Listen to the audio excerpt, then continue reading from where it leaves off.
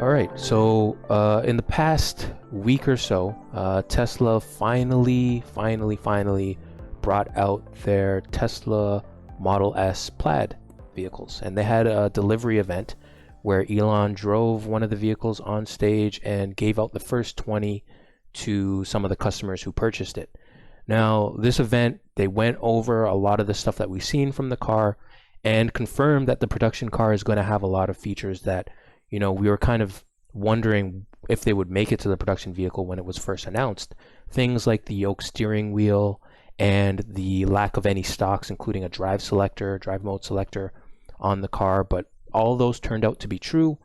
We're going to have this fighter jet-like steering wheel on the car that's almost like a square. And it's going to predict what direction you want to go, if you want to reverse or go and drive based on previous usage. And there is going to be a drive mode selector on the touchscreen, but there is no stocks on this car. So no way to indicate the way that you normally would on a normal car, no way to switch gears the way you would on a normal car, and no way to turn on window wipers. A lot of this stuff is either done through the touchscreen, which is now in a landscape orientation as opposed to the old Model S, which was in a portrait. And some of it is actually going to be done on the steering wheel. So for example, the indicators for turning left and right, those are going to be right at your thumbs on the steering wheel. There's also a button for the horn next to your thumbs as opposed to in the center of the steering wheel. Very similar actually to how some Ferraris are laid out. And yeah, it was a really kind of cool event where Tesla got to show off a lot of the stuff. They played Cyberpunk on stage on the integrated computer, which like they said was as powerful as a PlayStation 5. And they showed all of this stuff working in real time on stage. And despite the fact that it's a few months late, I think they originally announced that they wanted these cars to ship in March. We're now in June. It's finally shipping out to customers, but they did have this delivery event. They confirmed a lot of the stuff that we wanted to see. And it looks like production is going to start to pick up. So we're going to start to see more and more of these cars roll out. We're going to see more and more of them in the wild. Although there are two things that we didn't see. So one thing is the redesign of the Tesla Model X, which is going to share a lot of the same design language, especially for the interior, as a new Model S that we've seen. That we haven't seen yet. That is going to be, I think, a little bit more, even more delayed. And we're probably going to see that maybe in the next coming months or maybe even closer to next year. And also the Model S Plaid Plus, which was supposed to be their super car, which was going to have a sub 1.9 second 0 to 60 time and a gigantic range close to 500 miles. That car has been canceled, and Tesla's and Elon's track for that, or thought process behind that, was that the general Plaid version that they've just started shipping out was, quote, good enough. And the idea that that's so good that they didn't even need the Plaid Plus. The original Plaid, or the Plaid that's launching right now, can go 0 to 60 in under 2 seconds already. So they're already hitting the numbers that the Tesla Roadster they showed a few years back are already hitting. So I think it could be seen either way, of whether or not you're really upset that you didn't see the Plaid Plus, or whether or not you agree with Elon and Tesla that the Plaid is enough, because it's already hitting astronomical numbers. But how about you? Did you get a chance to see any of the new Tesla Model S features and the reveal event or the delivery event? And what do you think of it? I saw some of the delivery event. I saw, some supercuts of the event. And it's like you said, it's an impressive car, and they kind of harped on the numbers a bit, right? It breaks the 2 second barrier for a production car when it comes to 0 to 60, has a 412-mile range. In 15 minutes, you can get up to 187 miles of range in 15 minutes of charging. I mean, these are all amazing numbers. It has, 1,020 horsepower and a 200 mile per hour top speed. And this is the Plaid version, right? And I remember when we first heard about the Plaid Plus, and we were looking at how crazy these numbers were for the Plaid. And then it's, well, the Plaid Plus is going to be even better than that. And it's like, well, it's two questions kind of came to mind. It's like, well, if the Plaid Plus is going to be that good, well, one, why is anyone going to want to buy the Plaid? And two, what's the Roadster going to do to set it apart? Because like you brought up, it was kind of hitting the numbers that they were talking about for the Roadster. And if this Plaid Plus is hitting those numbers, and if the Roadster comes out and hits those same exact numbers, and it's a lot less impressive when, you know, this two-door supercar that you've been hyping for years now is doing the same numbers as a four-door family sedan, which, you know, obviously the Model S Plaid, Plaid Plus, those are impressive engineering feats in themselves. But it's kind of like, what's the point in that? And on the Tesla website, the Plaid Plus is still being shown for, I think, a summer 2022 release. If you try and look at some of the stats and what it's promising, it's kind of grayed out right now, but it still is technically on the website. So it also kind of raises the idea in my mind, okay, maybe Elon is saying the Plaid Plus is canceled because the Plaid is quote unquote so good. You know, it's such a good car, we don't need the Plaid Plus. But he's saying that to get people to buy more of the Plaid. And also probably because the Plaid Plus, as they've marketed it, isn't ready yet, right? This Plaid has been delayed. The Model X Plaid is going to be even further delayed, it seems like. So this Plaid Plus is probably going to be even more delayed than we already expect. So people don't kind of, okay, if the Plaid Plus is still coming out, I'm just going to wait. I'm not going to get the Plaid now. I'll wait another year, maybe 2 years with Tesla's track record, and then I'll get the Plaid Plus, the car that I really want. So saying it's canceled now, one, gets more people to buy the Plaid, and two, buys Tesla a bit more time to kind of come through on their promises for the Plaid Plus. So that's how I'm reading into this. That's how I'm reading the tea leaves right now. But it's an impressive car, and I am surprised that they did ship it with the yoke steering wheel. But we'll have to see once people actually get their hands on the car for reviews, right? And one interesting thing that Elon said, right? His vision of the car, or how he sees cars, is that all driver input is error. Pretty much anytime you have to take control of the car, it's something's going wrong, and you shouldn't have to do that. So his vision of the cars in the future is you can walk up to the car, it senses when you're approaching, it opens the door, you sit down, and it just drives. So in Elon's perfect world, you don't have to open the door yourself. You don't have to turn on the car yourself. You don't have to put in a destination or, you know, touch the steering wheel or the gas or accelerator, not gas pedal, because there's no gas. Touch the accelerator or the brakes. This car will do everything for you. It seems like a very interesting future where it doesn't really matter what your steering wheel looks or feels like, because in Elon's eyes, you won't need to use a steering wheel at all, right? You're just going to have to think on where you will go, and the car will take you there without you having to steer.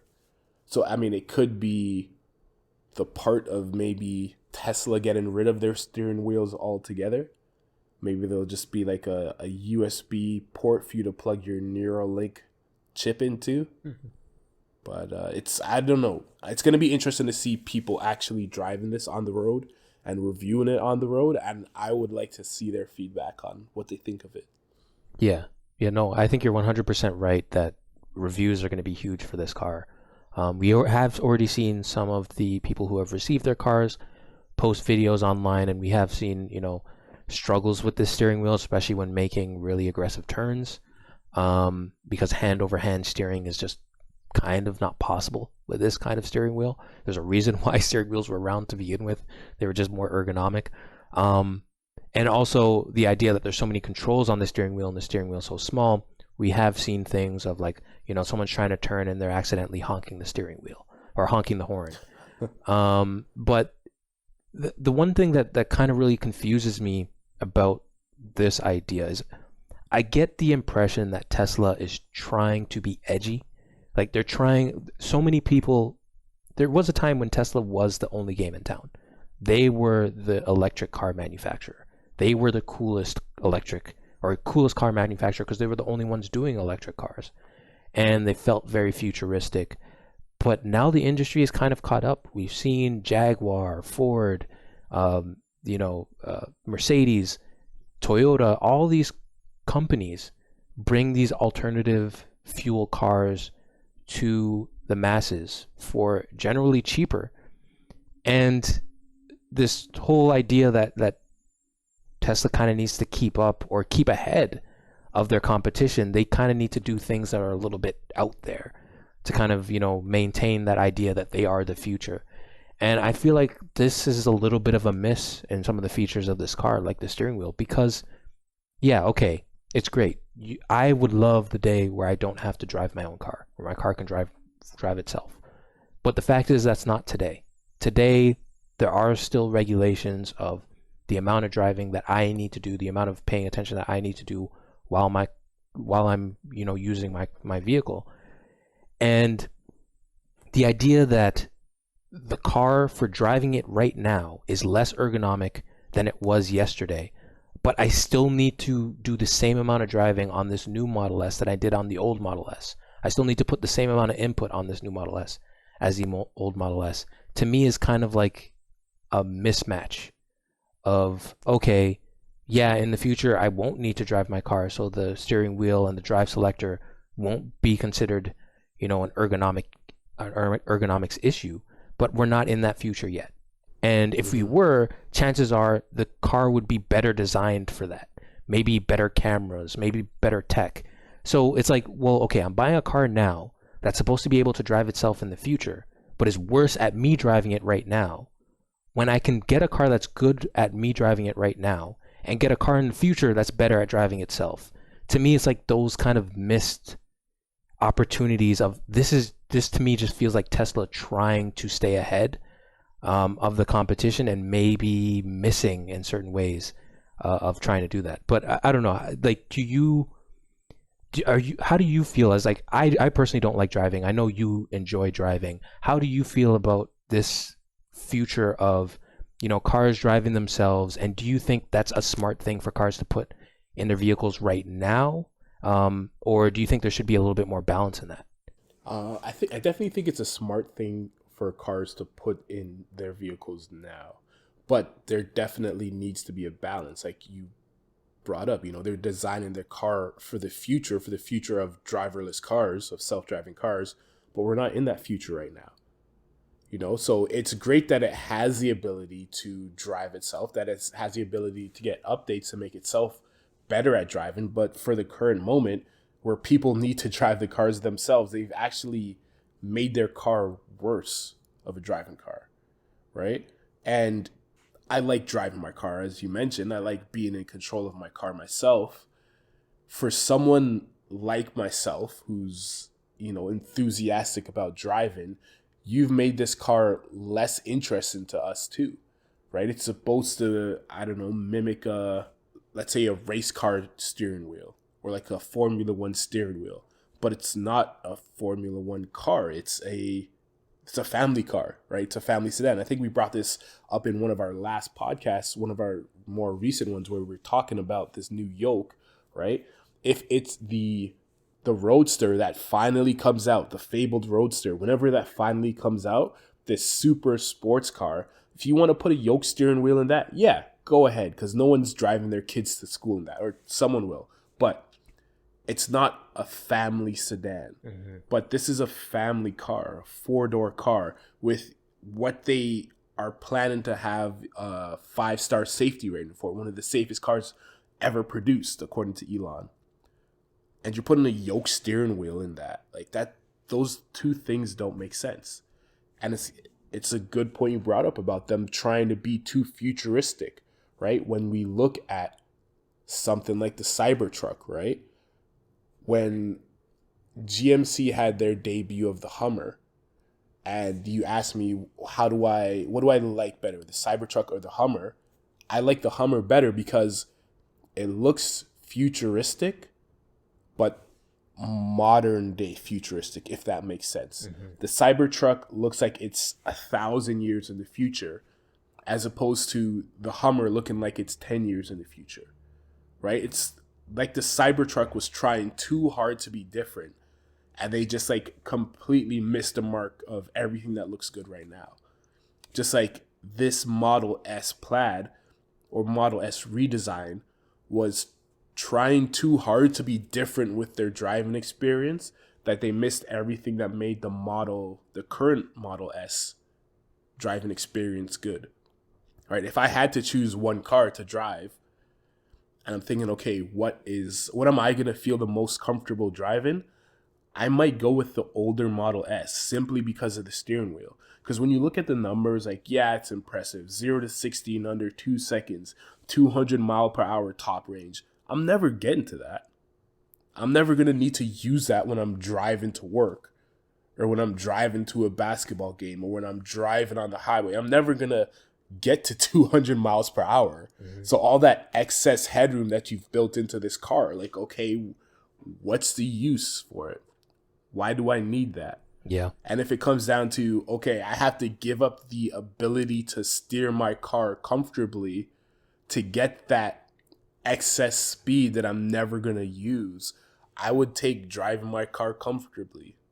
And I feel like a lot of people would, but they probably aren't going to get the option to now, because probably I feel like it's a very Tesla thing to stop selling their older models now that they have this new model redesign.